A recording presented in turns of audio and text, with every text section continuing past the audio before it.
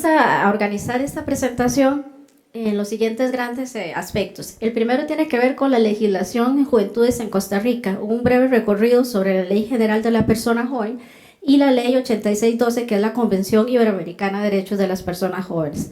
También vamos a ver lo que es el enfoque de juventudes, para pasar después a lo que sería el apartado de desafíos en el uso de tecnologías y redes sociales de parte de las personas jóvenes y el papel de la orientación profesional ante estos nuevos retos que se nos presentan. Tenemos que en el país la población joven, según los datos del Instituto Nacional de Estadísticas y Censos, son aproximadamente el 39% de la población del país. Estamos hablando de que este es el grupo poblacional que tiene mayor peso en la pirámide poblacional del país. Aproximadamente son casi 2 millones de personas y las personas que tienen entre 12 y 17 años son casi medio millón de personas. Estamos hablando también de que es una población que se encuentra en una etapa de su ciclo vital en que todas sus tomas de decisiones van a afectar su presente y su futuro. Por tanto, es estratégico pensar en juventudes. Partimos del hecho de que entonces todas las decisiones que tome esta población joven, siendo el peso poblacional más fuerte a nivel del país, el mundo va a mirar hacia donde giren y hacia donde miren los jóvenes. Entonces, para nosotros es muy importante, como profesionales en orientación, visualizar entonces, en términos de política pública de la persona joven, cómo vamos a trabajar con este sector de la población y cómo desde la orientación profesional nosotros podemos impulsar cambios en su ciclo de vida. Tenemos entonces que según los datos de la Contraloría General de la República, hay alrededor de 200,000 personas jóvenes que tienen entre 14 y 24 años que no estudian ni trabajan en el país, y su mayor concentración en peso relativo están en los cantones de Carrillo, Los Chiles, Matina, Guatuso, Talamanca, Santa Cruz, La Cruz, Guásimo, Siquirres y Sarapiquí. También los datos del INEC nos plantean entonces que el 72% de la población joven reside en zonas urbanas y un 27% reside en zonas rurales. Y se evidencia, según los datos del Ministerio de Salud, un incremento en los casos de depresión, estrés y deseos de quitarse la vida de parte de esta población ante el sistema de salud. Resulta entonces que tenemos otra gran brecha, además de lo que hemos visto acá, que es la brecha digital. Me disculpo, pero parece que se realizó un problema en el texto. Pero entonces vamos a ver la brecha digital como tal, según la Superintendencia de Telecomunicaciones del país, plantea que en el caso de los países, de las viviendas en Costa Rica, más del 80% tiene accesibilidad a Internet, y de las personas que están en la casa de estos lugares que tienen más de 5 años, se supera más del 80% quienes lo utilizan. Ahora bien, ¿para qué lo utilizan los costarricenses? En este caso, para redes sociales, búsqueda de información y entretenimiento. Ahora bien, tenemos una situación con estas más de 200,000 personas jóvenes que no estudian ni trabajan. Estos son los que hemos utilizado en algún momento la terminología de Nini. Nini es aquella que entonces ni estudia ni trabaja, y lo hemos tratado a nivel de las estadísticas como un grupo homogéneo, y en algún momento le hemos dado la carga de que ha sido una decisión. En el caso de Costa Rica, cuando analizamos los datos para saber quiénes eran esta población Nini, nos encontramos que en su mayoría eran mujeres que estaban dedicadas al cuidado en sus casas de otras personas. Entonces, estamos utilizando una etiqueta que puede ser sumamente estigmatizante y además darle un peso de responsabilidad a esta población muy fuerte. Acá que tenemos los compañeros y colegas de España y de México, tenemos que en el caso de España tuvieron que realizar el Instituto de la Juventud una relectura de lo que era la población Nini en España. ¿Por qué? Porque no se había considerado el trabajo en los hogares. Entonces, tuvieron que realizar una serie de relecturas de qué era este tipo de población y qué era lo que estábamos denominando Nini. Y en el caso de México, la población civil se organizó y ellos plantearon que ellos no eran ninis. Ninis es la persona que no estudia y no trabaja, pero ellos se denominaron como SINSI, sin oportunidades de estudio, sin oportunidades de empleo.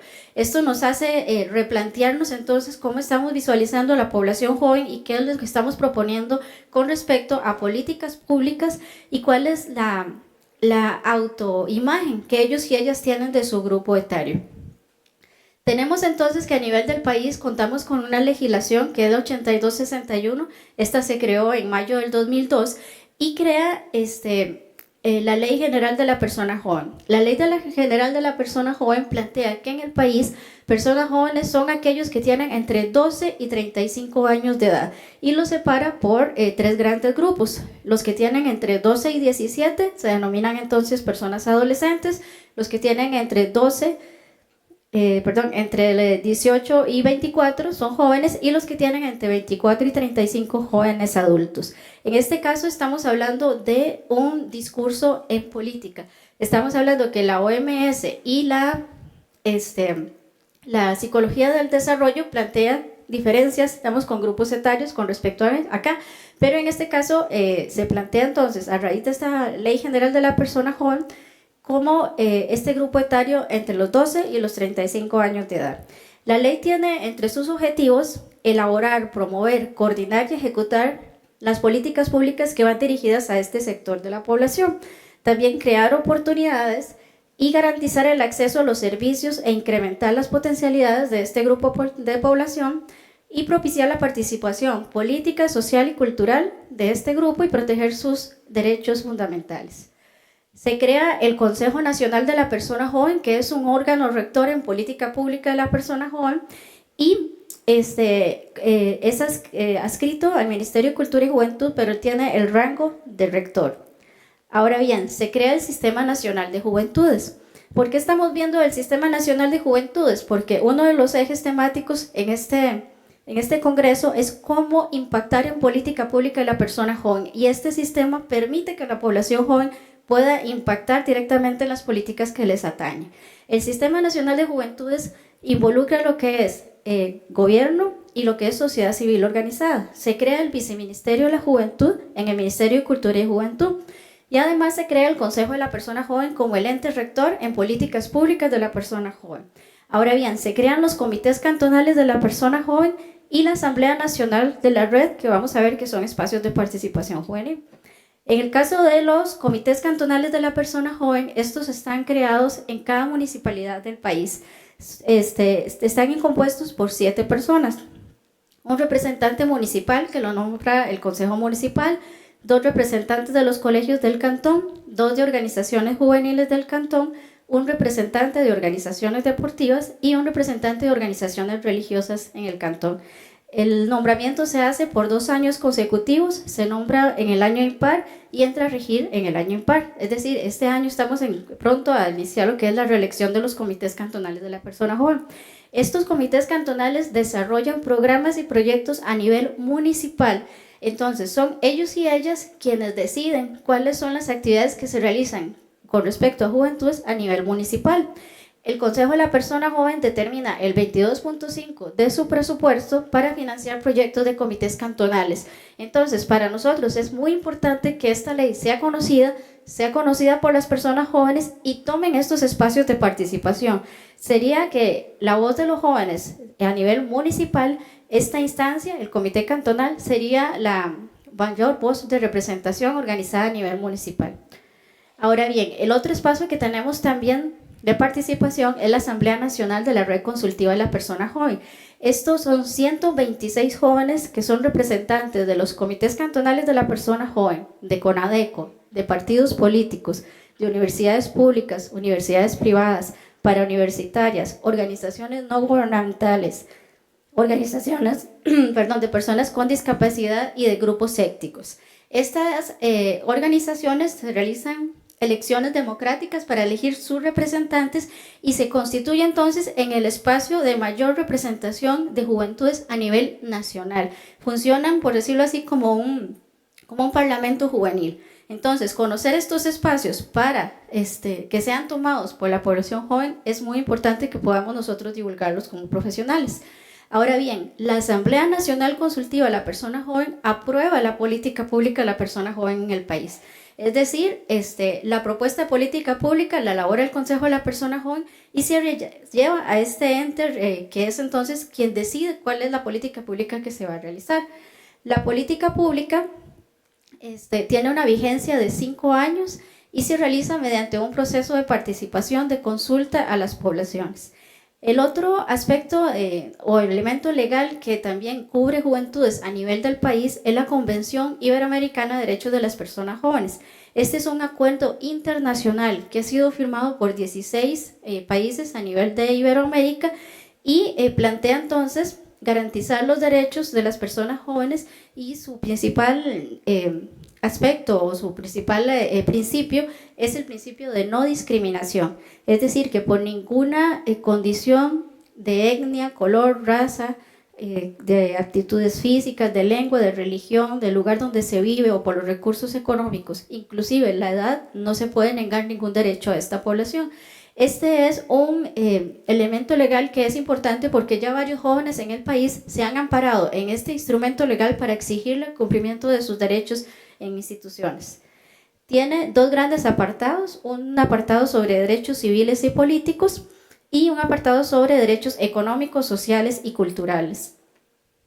La política pública de la persona joven, que como les decía, esta tiene una duración de 5 años y es aprobada por los mismos jóvenes en este Parlamento juvenil, que es la Asamblea Nacional de la Red. Lo que busca es incrementar las capacidades, condiciones y oportunidades que permitan a las personas jóvenes ejercer plenamente sus derechos, mejorar su calidad de vida y participar de manera protagónica en la construcción de una democracia justa, igualitaria y participativa. El proceso de consulta de la política pública se hizo entonces consultando a más de 2.240 personas. Se tomaron los datos de la Encuesta Nacional de Juventudes. La Encuesta Nacional de Juventudes se realiza cada 5 años. El próximo año se estaría realizando la 4ª Encuesta Nacional de Juventudes, y también se inicia el nuevo proceso de política pública de la persona joven, que también entonces para las instituciones es una oportunidad informar a la población joven sobre estas consultas que se van a realizar para que ellos sean quienes propongan qué es lo que les interesa que se integre en esta política pública. Ahora bien, la política pública actual, según este diagnóstico que se realizó, lo que se determinaron fueron 4 grandes nudos a partir de las necesidades de las juventudes. Se determinó entonces como el principal nudo desigualdades sociales y ambientales. Aquí entran entonces temáticas como educación, formación, violencias, salud mental, sexualidad, lo que tiene que ver con la vivienda digna, tecnologías de la información y comunicación. Tenemos otro nudo que es la participación política, y tenemos también lo que son las desigualdades económicas, enfatizando en trabajo decente, y las desigualdades culturales identitarias, que acá entonces lo que se toma en cuenta es la recreación, el deporte, la diversidad cultural, la igualdad y la no discriminación. Y acá tenemos los ejes centrales de la política pública, que es la autodeterminación identitaria, cultural y desde la diversidad, la participación activa en la esfera social y ambiental, la autonomía económica y ecosistemas urbanos y rurales, y el protagonismo organizativo y político. Ahora bien, acá tenemos una viñeta. Aquí tenemos a Susanita y a Mafalda. Susanita le dice a Mafalda: ¿por qué demonios los adultos se la pasan haciendo y diciendo cosas que uno no entiende? Le contesta entonces Mafalda: es muy sencillo, Susanita. Cuando llegas al cine y resulta que ya están dando la película, ¿la entendés? No, le contesta Susanita. Bueno, con los adultos ocurre lo mismo. ¿Cómo vamos a entenderlos si cuando nosotros llegamos ellos ya estaban todos empezados? Entonces, a partir de las diferencias que nos podemos encontrar entre el mundo adulto y el mundo de jóvenes y adolescentes, tenemos que buscar los mejores mecanismos para poder establecer un diálogo y poder plantear las acciones. Ellos y ellas son sujetos de derechos y de deberes, ¿verdad? Pero tenemos que buscar cuáles serían las mejores acciones. Desde la institucionalidad se ha planteado entonces visualizar y trabajar con el enfoque de juventudes. El enfoque de juventudes lo que busca es visualizar positivamente a las personas jóvenes, visualizarlos como sujetos y sujetas de derechos y deberes, visualizarlos como actores estratégicos del desarrollo. Como vimos, es el grupo con más peso poblacional del país, es decir, entre más podamos invertir en este grupo poblacional, vamos a tener un grupo después de personas adultas más preparadas y más conscientes. Pero si este grupo de jóvenes no está siendo preparado ni capacitado, son los que van a tener que asumir los retos del país a futuro. También tenemos que debemos considerar que las juventudes son diversas, por eso preferimos hablar de juventudes en plural para entender y respetar esa diversidad que tenemos en el país y además a entender que ellos y ellas son el presente y no el futuro. Cuando les planteamos que ellos y ellas son el futuro, les quitamos la posibilidad de impactar su presente. Entonces, parte del enfoque es precisamente plantear este tipo de acciones y visualizar que en la institución que estemos, siempre en el momento que vamos a diseñar, elaborar, ejecutar programas, políticas, acciones, hay un enfoque de trabajo que siempre está atrás. Ese enfoque es el que tenemos que tratar de visualizar y identificar como profesionales, precisamente para entender lo que busca la institucionalidad, pero cómo nosotros desde nuestro rol de orientadores y orientadoras podemos también divulgar un enfoque positivo hacia las juventudes. El enfoque de juventudes es entonces una propuesta de trabajo, es una herramienta, una posición ideológica que permite trascender los discursos de la sociedad que reproducen estigmas y prejuicios, abusos de poder de grupos mayoritarios hacia otros grupos, que en este caso se plantean, digamos, hacia las personas jóvenes. Estamos hablando de que esto lo que busca es luchar contra el adultocentrismo. No es una lucha contra los adultos, no es así. Estamos hablando de eliminar las conductas que puedan hacer sentir a un grupo que tenga mayor poder sobre otro. Lo que buscamos es abrir espacios de diálogo en el que podamos compartir y en los que podamos promover esa visualización positiva de las juventudes. Ahora bien, efectivamente en este momento tenemos entonces la población más grande del país, son población joven. Tenemos las situaciones que, como los bien mis antecesores plantearon, los retos que tenemos a nivel laboral y a nivel educativo. Y ahora, si nos enfocamos en los desafíos y oportunidades que tenemos de las juventudes en una sociedad digital, nos vamos a encontrar que, bueno, efectivamente nos encontramos con que los medios de comunicación han planteado plataformas para poder acceder de forma rápida a la información, pero tenemos entonces que en ese momento nos enfrentamos ante una aceleración de la información. Estamos hablando que muchas personas se sienten saturadas o abrumadas por la cantidad de información que se genera minuto a minuto en el mundo. Tenemos entonces un cambio que se ha presentado desde la web 2.0, que estábamos hablando que en ese momento, en algún momento lo que hicimos fue tener información colgada en espacios web.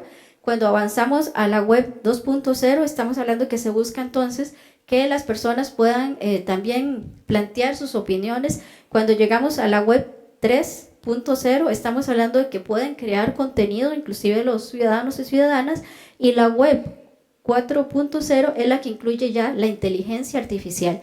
Y con esto lo que se busca es que los espacios web sean inteligentes, pero también predictivos y personalizados. Aquí es cuando nos damos cuenta de que uno dice, bueno, parece que me están escuchando. Busqué algo hoy en las noticias, busqué cierto producto y me empiezan a llegar ofertas. Algo está sucediendo ahí, se está volviendo predictivo el sistema. Ahora bien, nosotros acá también tenemos otras situaciones con la web 4.0, donde entonces ya tenemos asistentes como Alexa, Siri, Google Assistant, donde entonces más bien se anticipan a nuestros gustos y a nuestras necesidades. Esta generación de contenido nos permite entonces que cualquier persona con un dispositivo pueda entonces brindar información primaria como nunca antes en la historia. Y esto lo que hace es que democratiza el conocimiento, y eso es importante, pero se viene un riesgo muy fuerte que son las falsas noticias. Entonces, ante esta situación de las falsas noticias o la manipulación de la información, tenemos que propiciar un pensamiento crítico de parte de la población joven. Ahora bien, también tenemos acá una gran oportunidad que es la vigilancia colectiva. La vigilancia colectiva lo que nos permite es visualizar en tiempo real hechos inclusive delictivos y poder hacer acciones para detenerlos, ¿verdad? Ahora bien, nunca antes en la historia se había podido registrar tantos hechos, tanta información y datos con tanta velocidad como la tenemos en este momento. Pero entonces esto nos trae varias situaciones de riesgo para la población joven. La primera de ellas es la exposición masiva de la vida privada. La segunda, las exposiciones no consentidas en el mundo virtual.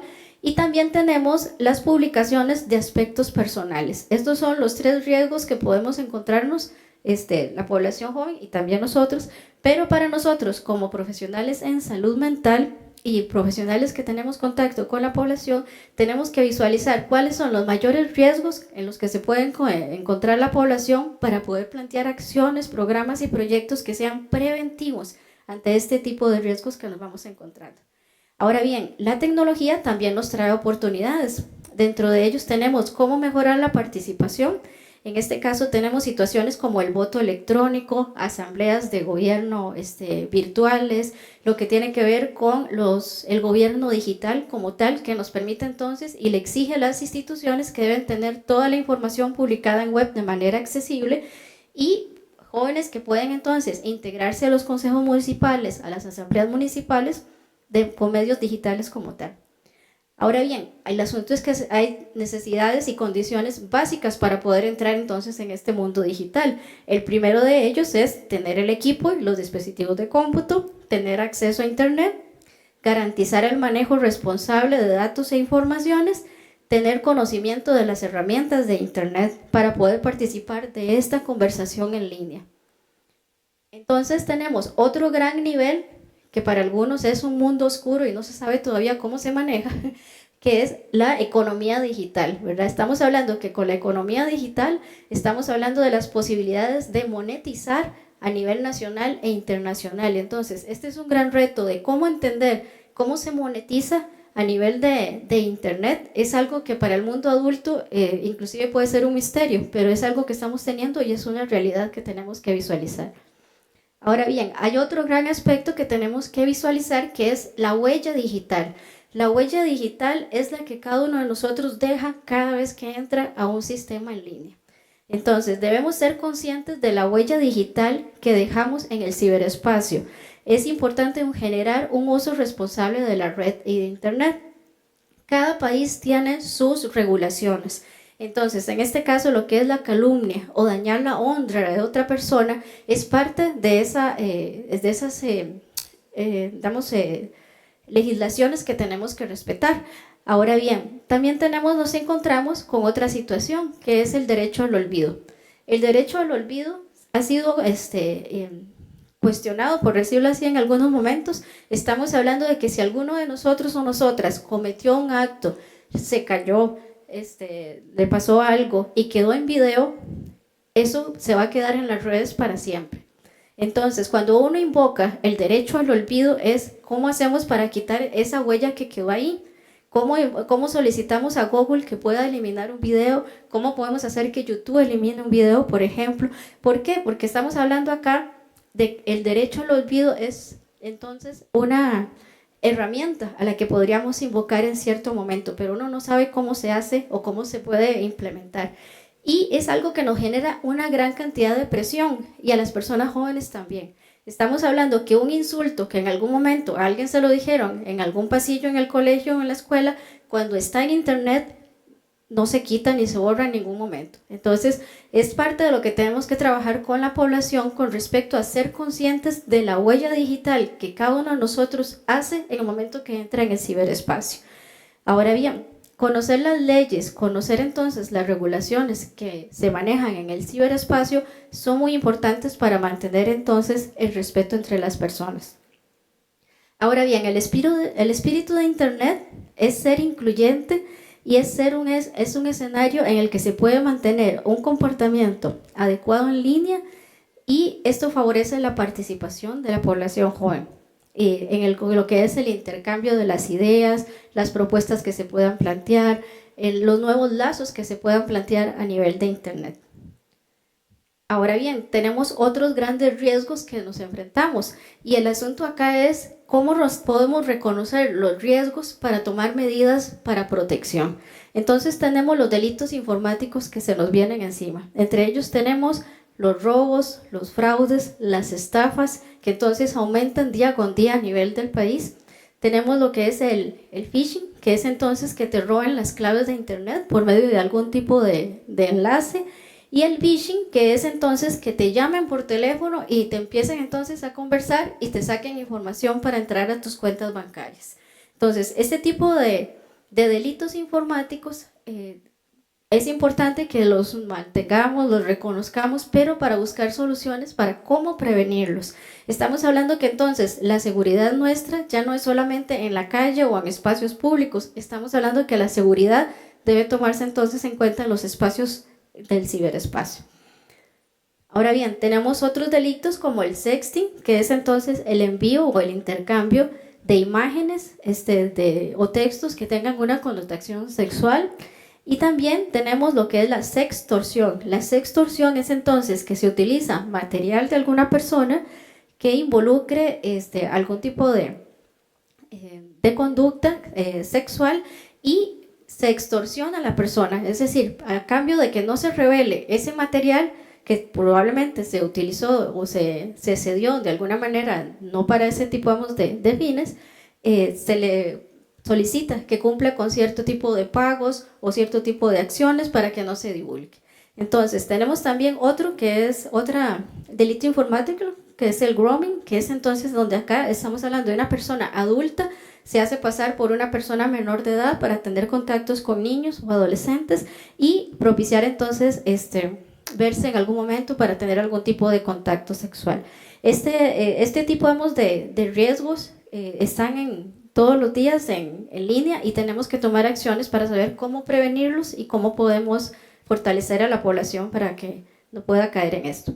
Tenemos el ciberacoso también como otro de los delitos informáticos, que esto es entonces utilizar el internet para ejercer presión y daño psicológico a otra persona.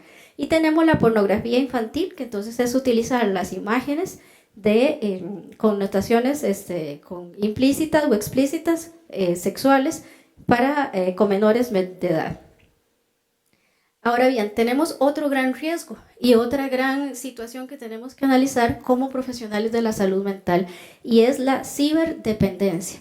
La ciberdependencia, según la Organización Mundial de la Salud, se plantea como una enfermedad física o psicoemocional que crea una dependencia, una necesidad hacia una sustancia, actividad o relación. Se caracteriza por un conjunto de signos y síntomas que se involucran factores biológicos, genéticos, psicológicos y sociales. Entonces, la ciberdependencia está catalogada como una adicción y esta puede provocar entonces conflictos en la familia, en la escuela, en el trabajo y son claramente un desafío para la salud mental de las personas. Y Ivan Goldberg fue uno de los primeros profesionales que analizó este tipo de situación y que lo que nos hace es plantearnos todo un reto entonces como profesionales en la salud mental de cómo podemos abordar lo que es la ciberdependencia. Ahora bien, empiezan a surgir análisis, empiezan a surgir propuestas de cómo podemos denominar ciertas conductas y cómo se pueden entonces identificar si una persona está llegando a un tipo de ciberdependencia, ¿verdad? Estos términos se están manejando y tenemos lo de síndrome de alienación, que es entonces sentirse menos por los demás, dado que no estás dentro de una red y esto provoca soledad, tristeza o depresión. Tenemos el plugging. El plugging es entonces cuando se le da más importancia a los dispositivos que a las personas. Esto es, por ejemplo, cuando vemos a una persona que está en la misma mesa y en lugar de compartir con su familia, está con el celular. Personas que caminan texteando o viendo el dispositivo y no se dan cuenta qué es lo que pasa a su alrededor. Eso se puede catalogar como así. Tenemos la textofrenia, que es entonces sentir que el teléfono recibe notificaciones, pero en realidad no. No sé si les ha pasado eso, que uno corre porque sintió que entró un mensaje, pero no, ¿verdad? Entonces, bueno, eso, pero elevado, digamos, a una potencia muy, muy alta, en algunas personas sí genera mucha ansiedad. Es decir, sienten que cada rato está llegando una necesidad de información. La monofobia, que es entonces tener miedo a no tener el celular a la par, ¿verdad? Que si entonces se nos quedó en algún lugar, si el celular no está cerca mío, me genera entonces cierto tipo de ansiedad. Tenemos entonces el blanking. El blanking domina de las personas que entonces pasan horas de horas en las noches y no duermen por estar entonces atendiendo redes sociales, viendo videos y demás. También tenemos el síndrome del mensaje múltiple. Aquí estamos hablando de personas que requieren y plantean, digamos, ansiedad porque quieren estar en varios chats a la vez, en varias conversaciones en línea a la vez, y genera cierto tipo, digamos, de dependencia. Y el multitasking tiene que ver con la multitarea, es decir, que estamos en 4 o 5 cosas a la vez. Entonces, si en algún momento alguna de estas conductas se está saliendo de control, ¿verdad? Porque a todos nos puede poner ansiosos o ansiosas que dejamos el celular en la casa, porque es una herramienta de trabajo, ¿verdad? O eventualmente es una herramienta de comunicación, pero si la emoción, la tensión es mayor a la que yo puedo controlar, sí tenemos que valorar entonces si tenemos que tomar acciones para controlar nuestras emociones.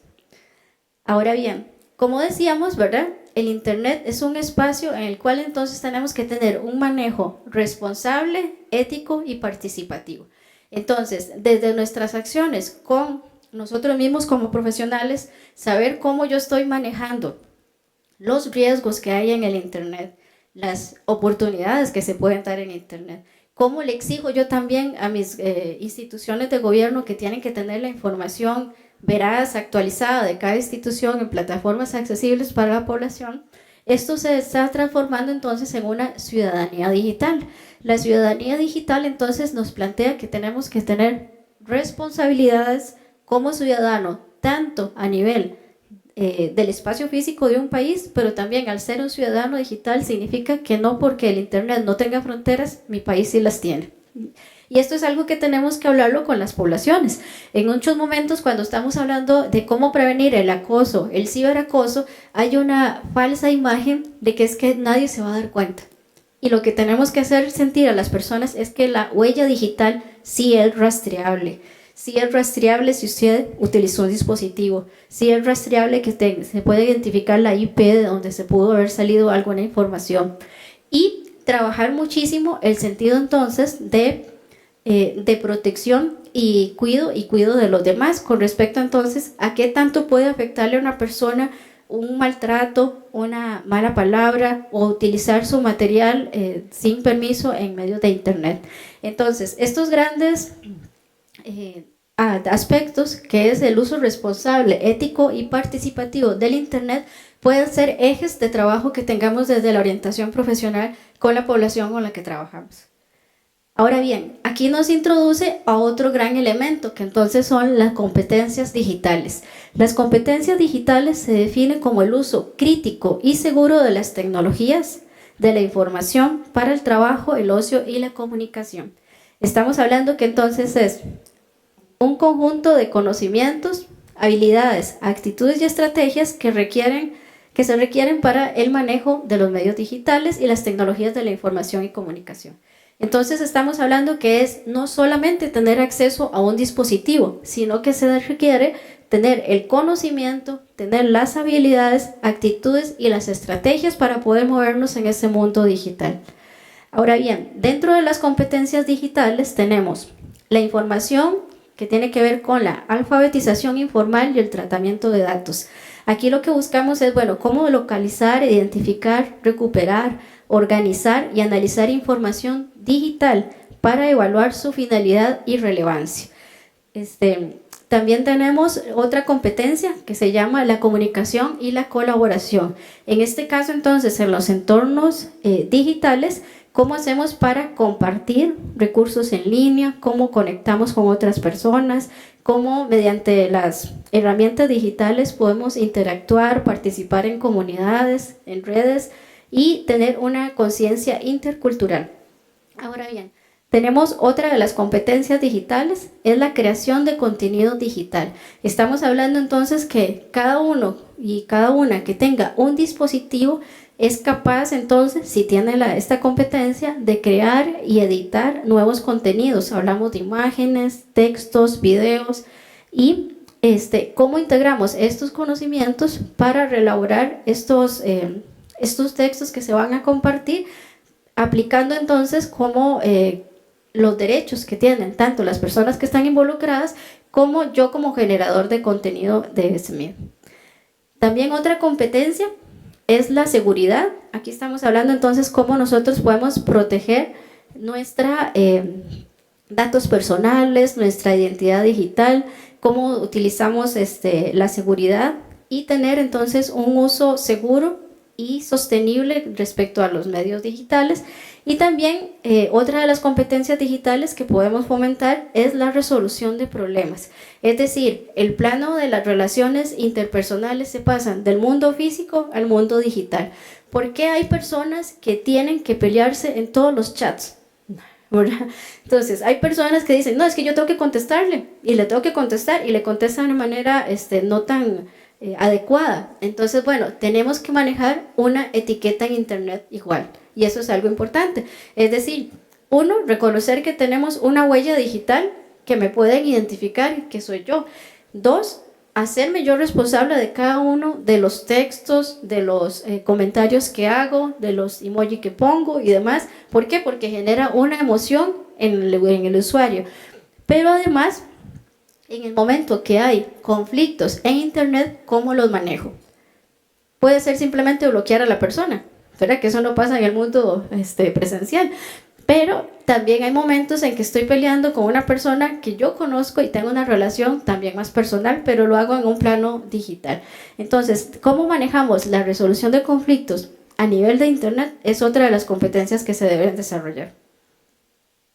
Entonces, tenemos dentro de las competencias digitales conocer los derechos de cada uno de nosotros, es decir, nadie tiene, aunque esté en un espacio digital, nadie puede manchar mi honra, nadie puede publicar material que yo no he autorizado sobre mí misma. Igualmente, por eso es que ahora las instituciones necesitan los consentimientos informados para el uso de imagen, ¿verdad? Para poder entonces decir, bueno, si publican una imagen tiene que tener mi consentimiento. También tenemos cómo proteger los datos personales. A nivel de las instituciones también ahora tienen que informarle a los ciudadanos y ciudadanas para qué se va a utilizar la información que van a brindar. Uno sigue con una incertidumbre porque uno nunca sabe quién dio la información de tu correo, tu teléfono y tu cédula y te llaman para ofrecerte cosas, ¿verdad? Y eso es claramente una violación a el manejo de datos que tenemos a nivel de la web. Y también tenemos entonces cómo proteger la privacidad. ¿Cómo protegemos la privacidad? Contemplando todos los tipos de riesgos que hemos visto hasta el momento que se pueden presentar en internet y también el cuidado del bienestar físico y psicológico. Estamos hablando que en la utilización de las nuevas tecnologías de la información y de tecnología como tal tiene un efecto directamente en el cuerpo con respecto a si necesitan una pausa, que estamos hablando de que necesitamos cuidar nuestra vista, que necesitamos cuidar nuestras horas de sueño, necesitamos entonces tener una posición física adecuada cuando estamos utilizando un dispositivo. Entonces, ser consciente de todas las repercusiones físicas a la hora de utilizar estos dispositivos es algo muy importante de tener en cuenta, pero también todas las repercusiones psicológicas que podemos tener. Como vimos, hay varias conductas que se pueden presentar que si la persona no es capaz de manejar o siente que efectivamente le está afectando, generándole mayor situación conflictiva con respecto a ansiedad o sentirse sola o sentirse atacada, es un efecto psicológico también de estas nuevas tecnologías. Entonces, estas competencias digitales son las que podemos tratar de promover desde el papel de la orientación profesional. Es decir, ¿cómo hacemos para que los usuarios y usuarias puedan integrar estas competencias a su quehacer, a su profesionalidad, ¿verdad? Y a su quehacer diario? Entonces, tenemos acá algo que es muy importante, que es el papel de los padres, madres o cuidadores y cuidadoras. Entonces tenemos que es algo muy importante, que es cómo generar lazos de confianza con sus hijos o sus hijas o las personas que son responsables, conocer a los amigos virtuales de sus hijos y sus hijas para tener un contacto mayor, advertirles a la población joven, a la población menor de edad, que no deben intercambiar información personal o privada, y motivarles a tener una vida respetuosa online. Entonces, esta sería parte de las situaciones que ocuparíamos trabajar en las escuelas para padres, con orientación familiar y demás. ¿Cómo hacemos para que los padres puedan asumir este rol en su acción. Ahora bien, también tenemos que trabajar cómo manejar hábitos saludables. Estamos hablando de que es importante definir horarios y sitios permitidos para el uso de Internet y dispositivos, definir tiempo de exposición en pantallas. No está recomendado los videojuegos para menores de 6 años y la OMS lo que solicita es que sea menos de 1 hora la utilización de dispositivos. Y además es importante capacitarnos en ciberseguridad. Entonces, ¿por qué? Porque aunque no hayan algunas campañas que se plantean, bueno, entonces que no le conteste a la gente, que no habrá links sospechosos y demás, es muy, muy importante poder trabajar la ciberseguridad con lo que son los hogares y los padres de familia. Ahora bien, la participación de las personas jóvenes con estos nuevos espacios en el mundo cibernético. Tenemos, bueno, que ellos y ellas pueden crear contenidos, pueden también ser consultados y consultadas por medio de las instituciones para los servicios y programas a los cuales ellos y ellas accesan. También pueden ser evaluadores de servicios. Parte del enfoque de juventudes es consultarle a las personas jóvenes cuáles son sus necesidades, pero también ellos al recibir programas, proyectos y políticas públicas que tengan la posibilidad de expresarse sobre cómo se sienten con esos programas y proyectos que están recibiendo. Y además, las formas de manifestación se trasladaron del mundo físico al mundo digital. Entonces, no todas las personas van a una manifestación en calle, pero sí reproducen textos y reproducen memes, ¿verdad?, para poder manifestarse. Entonces, tenemos que pensar cuáles van a ser las formas en las que las juventudes se están manifestando y nosotros, como científicos sociales, ¿dónde estamos haciendo la lectura? ¿Estamos haciendo la lectura de esta población donde ellos se están moviendo o la estamos haciendo en otro espacio? Ahora bien, el papel de la orientación profesional. Entonces tenemos, el primero de ellos puede ser divulgar los espacios de participación que inciden directamente en políticas públicas como lo que es la Asamblea Nacional de la Red Consultiva y los comités cantonales de la persona joven. Esta ley tiene ya más de 20 años de existir en el país, pero hay un gran desconocimiento de estos dos espacios de participación donde ellos y ellas deciden por la política, por programas y por presupuestos institucionales. También, de parte de la orientación profesional, poder asesorar a los padres y madres y cuidadores sobre los aspectos relacionados con las tecnologías y su rol protector. También otra de los papeles que tenemos acá es dar acompañamiento a la población joven para la generación de competencias digitales que les permitan hacer un uso adecuado de las redes sociales y espacios virtuales. Y cierro con una frase de Don Bosco que dice: los jóvenes no solo deben ser amados, sino que deben sentir que se les ama.